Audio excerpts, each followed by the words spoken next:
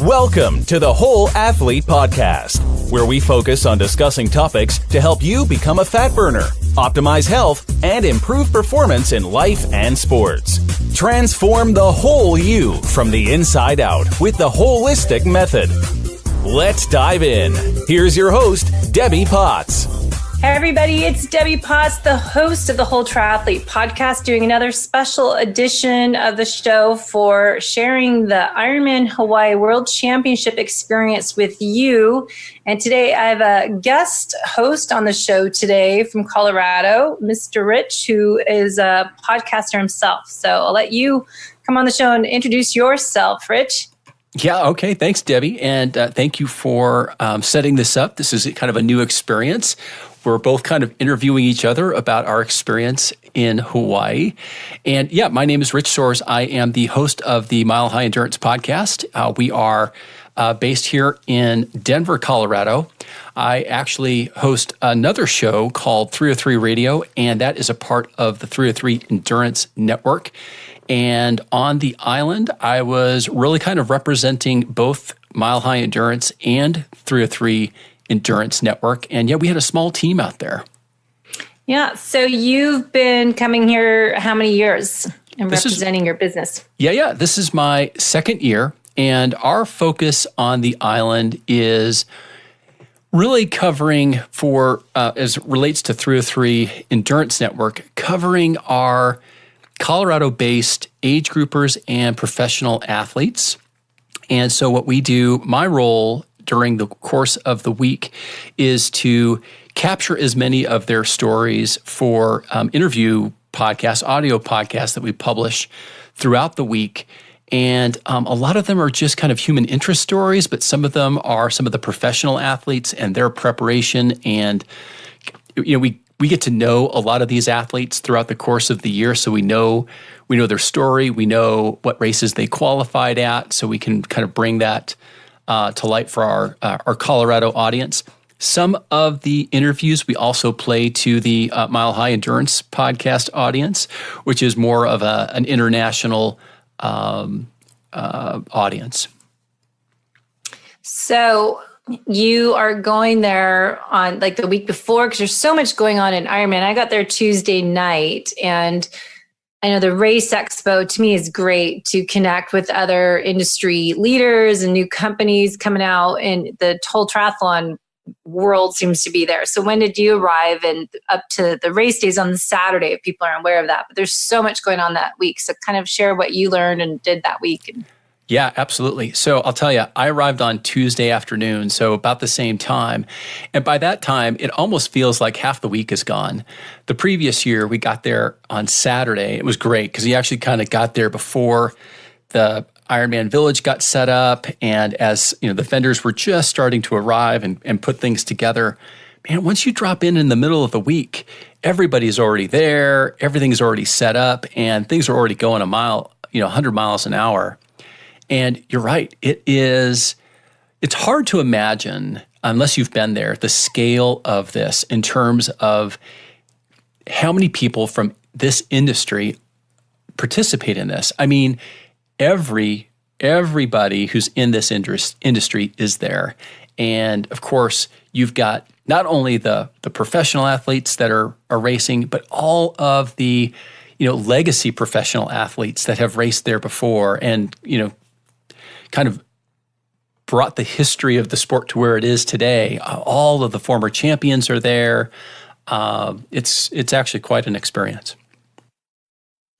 I always find that if the years I don't go, I just feel this sense of sadness a little bit because it's such a part of me that whole week. And I'm already looking at our hotel condo reservations for next year. Cause I got to go on Saturday because you just feel like you missed out on the kind of the calm before the storm. Cause you get there Tuesday night and you start Wednesday, it's just already crazy. So you feel like you've kind of missed out a little bit, but I love just the excitement that week. And especially when you're not racing, it's a little bit, well, it's still busy, but it's not as stressful as when you're racing the week before the big day. That's for sure. So I'm kind of curious. So how many times have you been to the Big Island? A lot. I started going in 2001 was my first year watching the race. A friend got the lottery spot, but he's qualified before. And so it was my first time. And I started racing Ironmans that year myself. And I started qualifying for Ironman Hawaii in 2004. So I started going then 2004, 2005, I think 6, 7. I qualified 5 times. And then my last Ironman I competed in there was in 2012, but I've been twice since as a non-competitor. So this is my 3rd time watching the race as a spectator rather. It's a different experience. Yeah, and you're a podcaster and a coach now. I'm really looking forward to and sharing with the Mile High Endurance audience kind of your journey to kind of where you are today and some of the things that you've learned along the way. I'm hoping that we can either in this podcast, and you've written a couple of books too. I'd love to share an interview about your books with the Mile High Endurance audience one of these days. Maybe talk about your books.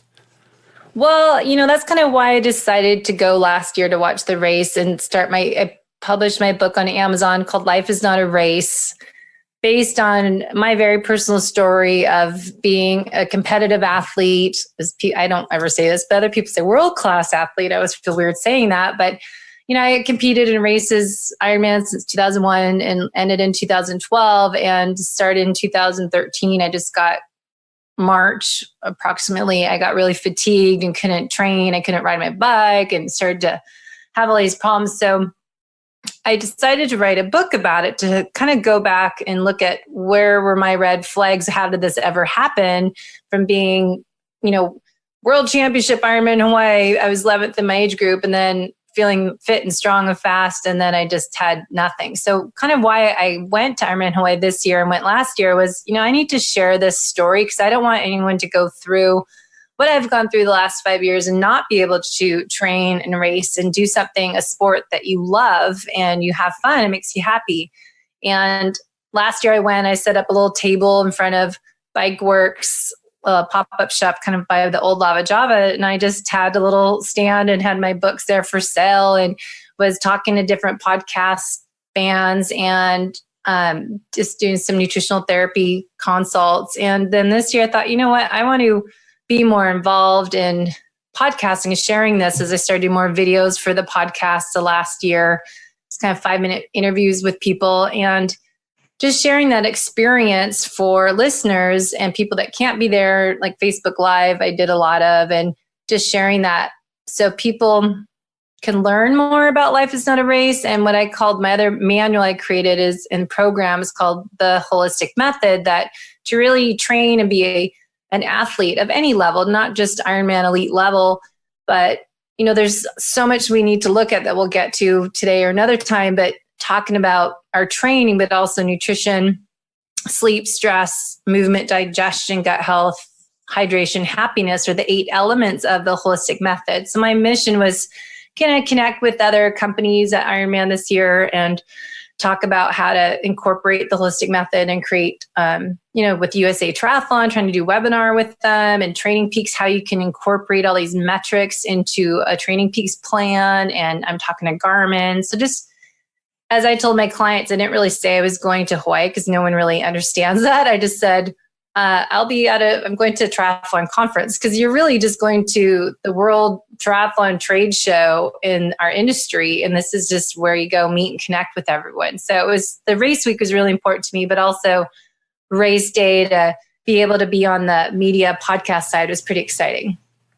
Yeah. So you've got to promise me to come on my show and talk about your books. And I love talking to authors. I love reading their books, and I love just really getting into a dialogue about the content that they've created for others. And it sounds like, from listening to some of your other interviews that you've done with other guests, sounds like you have a lot of knowledge to share. So I'm hoping that you'll do that at some point in the future. Well, thank you. I find, everything happens for a reason, and you become passionate about something, and then you find what your purpose is. And I feel like this is my purpose. That's why I went to Ironman Hawaii. That's why I feel like this is my niche. My people that understand my story when they read my book will be triathletes. It's I tried to write it for people just daily life, because I own a fitness studio and personal trained clients for 25 years. And I see majority of everyone has chronic stress disease or adrenal dysfunction. So I just think it's our whole society. But specifically for triathletes that we're talking about Ironman, I think, as we'll get into later, is people are training at such a high level, and it's so much competition, and some people just go there, they're just happy that they qualified for Hawaii. But then there's other age groupers, like when I go, I want to place high in my age group, so I want to kick butt. So you have a little different sense of like, I'm happy just doing the race, and other people, I want to do well. So from your perspective, watching age groupers, I'm interested to kind of hear what you've got these amazing athletes from Colorado. How do you, leading up to the race, what have you learned from people pre-race and race day and post-race? What kind of experiences have you, or lessons learned have you gotten from those age groupers that are there? Yeah, I'll tell you what, that seems to be kind of the obvious discussion when you talk about Kona, right? These are the athletes that have qualified for the World Championship. These are the fastest athletes on the planet, and that's what Kona is all about, right?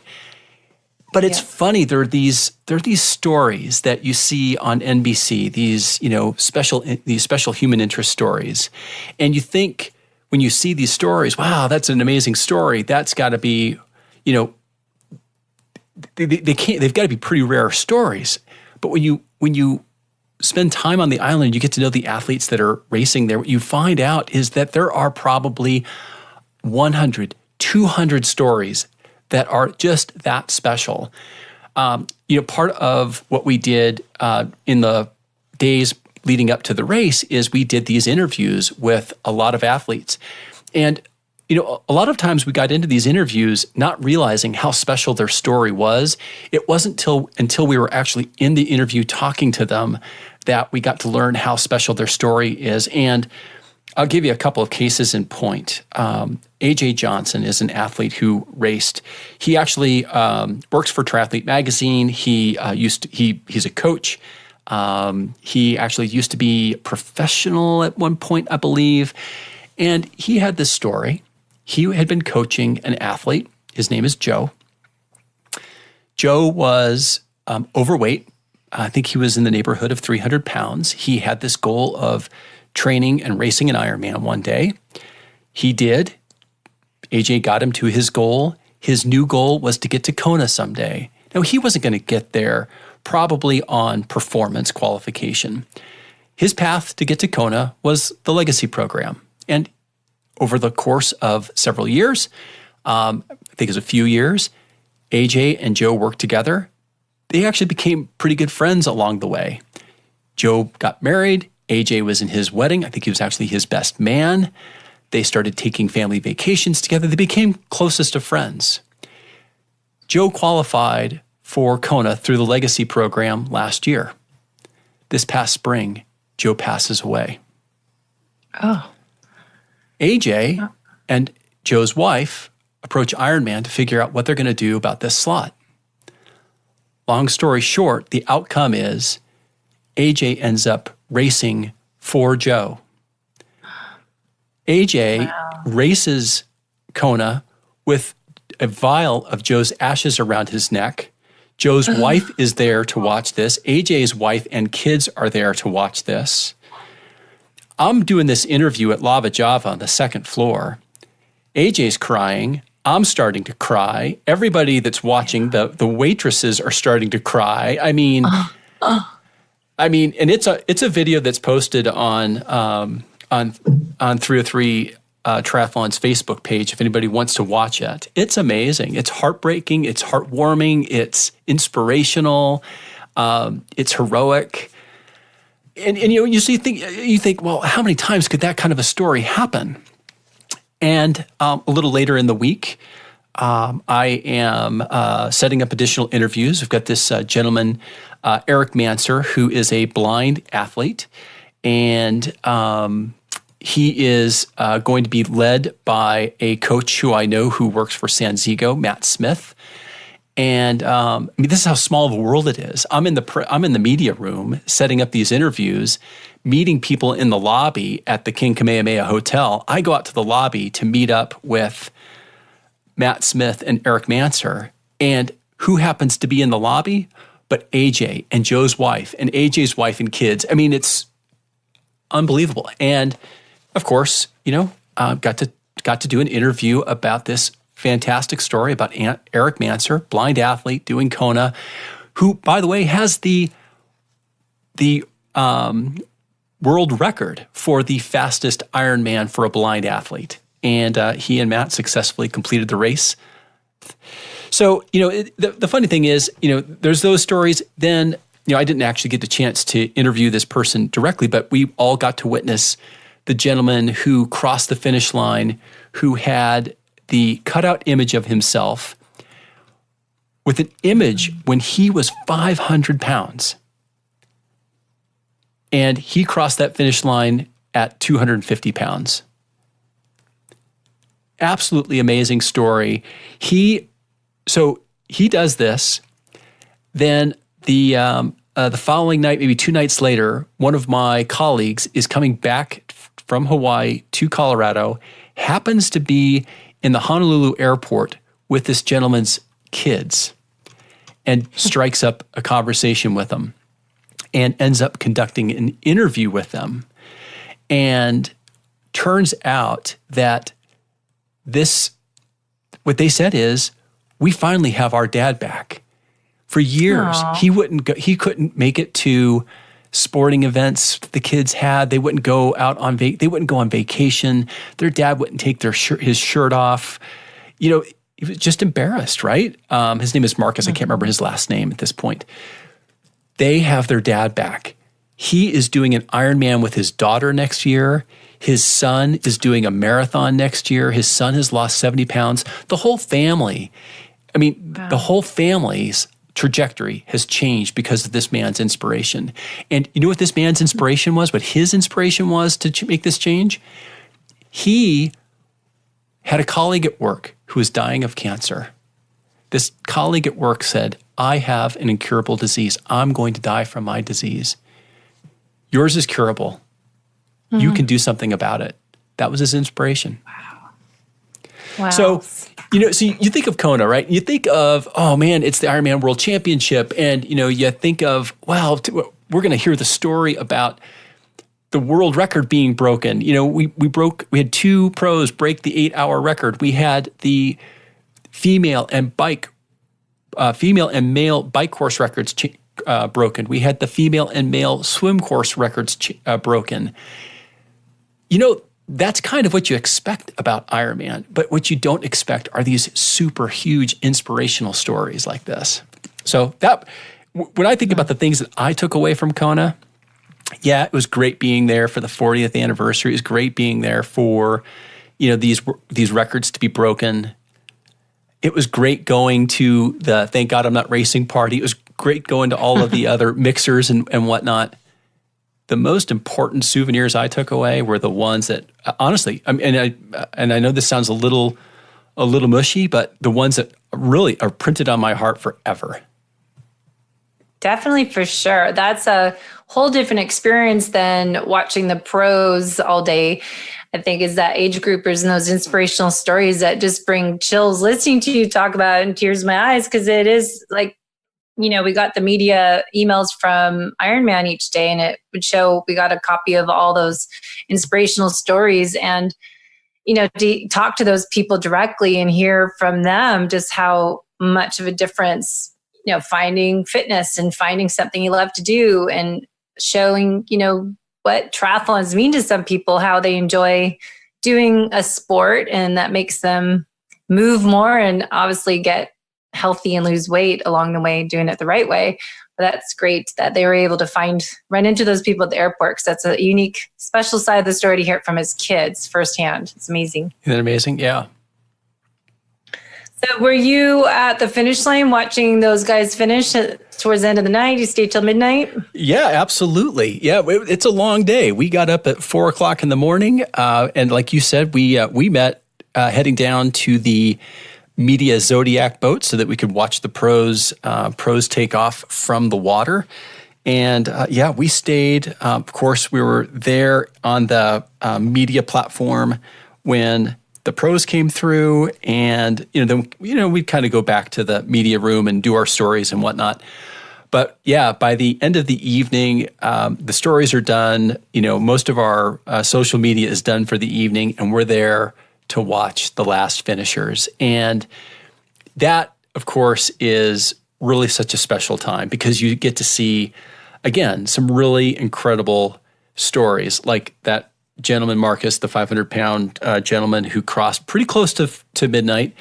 And then Hiroma Inada from Japan, 86 years old, the oldest finisher to ever complete an Ironman. And he did it. He didn't finish the previous year, but he did this year.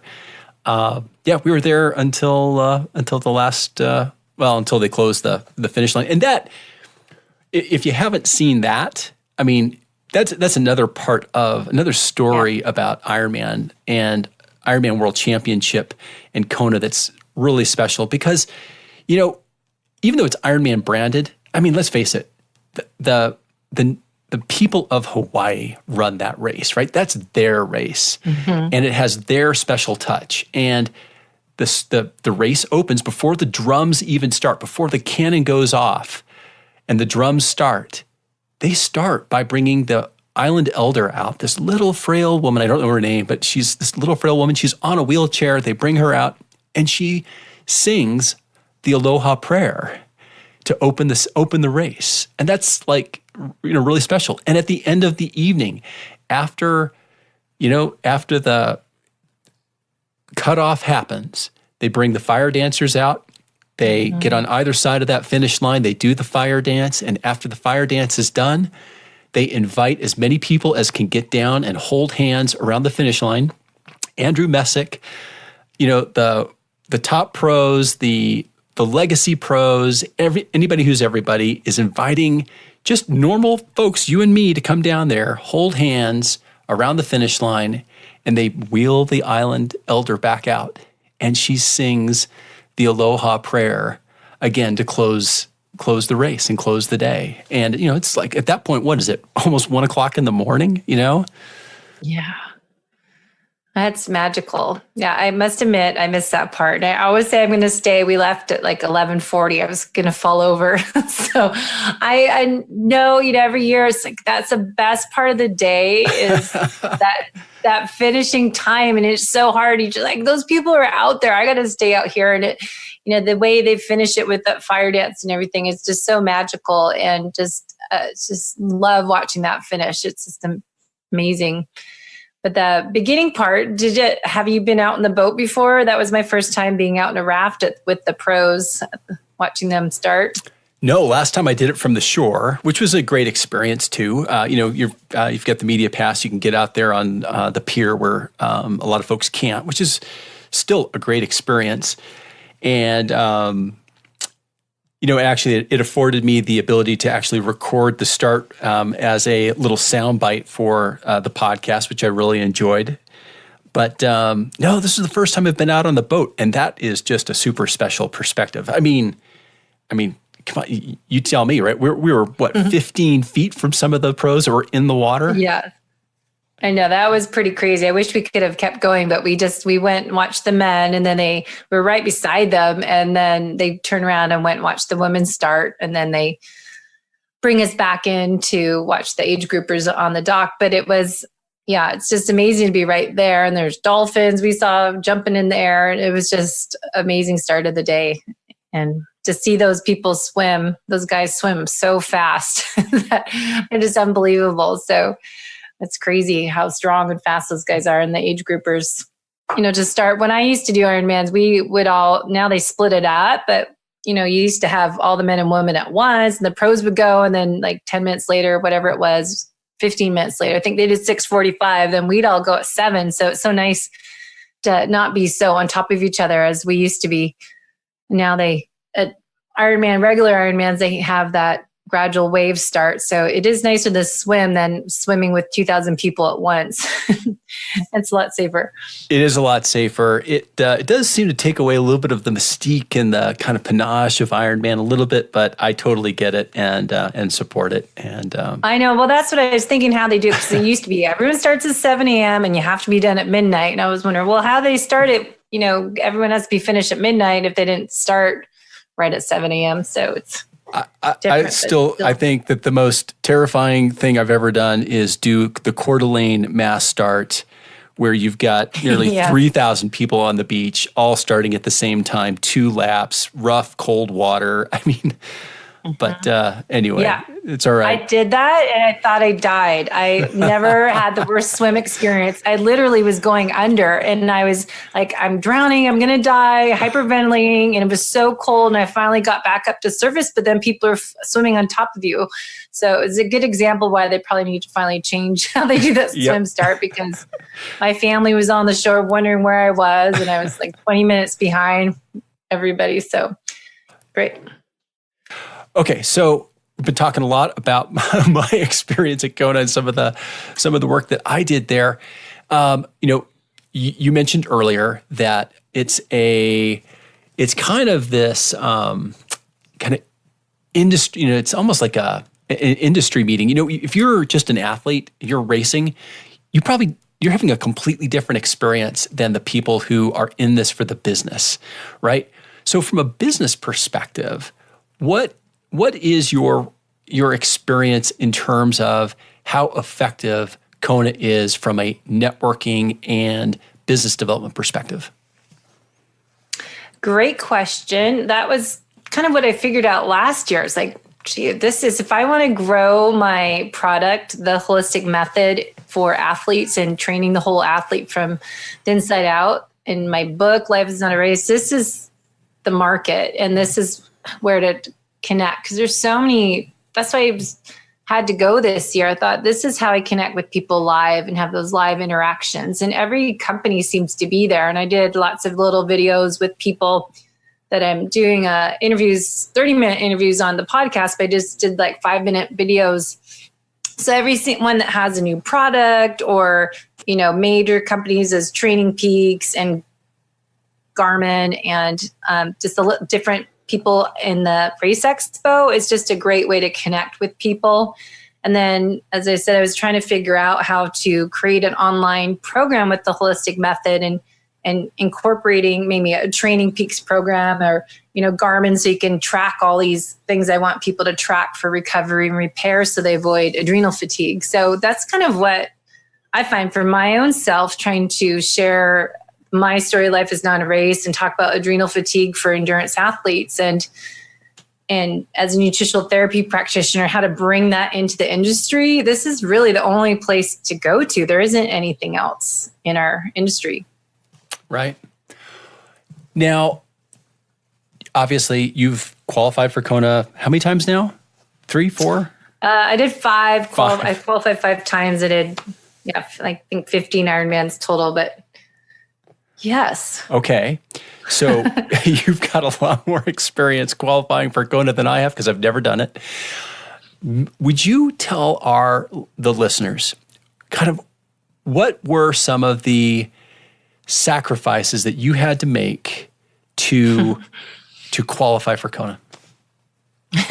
It's funny because I just did a podcast for our show with Aaron Carson, who trains a lot of the pros, strength and conditioning coach for Rennie and TO, and talking about, off season, how you do sacrifice a lot. Say you've been training pretty much since February to do an Ironman that you have to qualify to get to Ironman Hawaii. So you've been usually January, take it easy, then February, start picking it up and following a schedule. And it's so weird because I haven't been able to race since 2012 and 2013 when all this started happening to me. And I've been to Europe 4 times.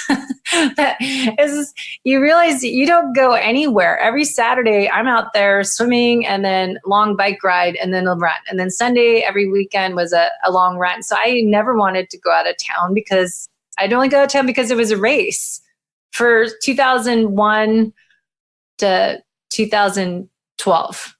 And even 2013 was the start. I was thinking I was still racing Ironman Canada in 2013, but could not.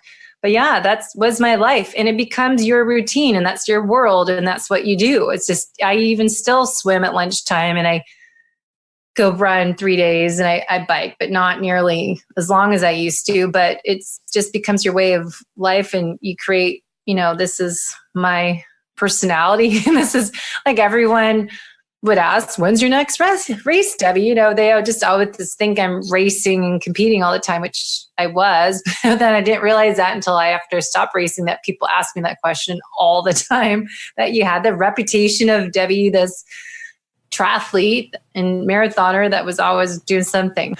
So I think that this might be a great segue, hearing about kind of your sacrifices in training for Kona. You're going to have a unique perspective. You've done this 5 times. I have some, I think it'd be a great conversation to talk about what does it take to get there, and what are the risks of overtraining, what are the signs for overtraining, and educate our audiences on kind of how to do this, and then what happens when you overdo it. And if you do run into situations where you have accumulated fatigue, adrenal fatigue, what are some of the things, the remedies or treatments or things that you've got to do, the interventions that you've got to take to recover? And I would love to have our next conversation be about that. What do you think? I think that would be very beneficial for our listeners and something that I'm passionate about, and obviously have a lot to speak about on that topic. Okay, it's a plan. All right. Well, thank you for coming on my show as well as your show today, and have our first Merge podcast chat on Ironman Hawaii and our experiences. Thank you, Debbie. It's been a pleasure. Thanks for listening to the Whole Athlete Podcast. If you have any questions, feedback, or topic suggestions, let us know on Facebook or at wholeathletepodcast.com. You can help us continue and grow by leaving a review on iTunes. Thanks again, and see you next time.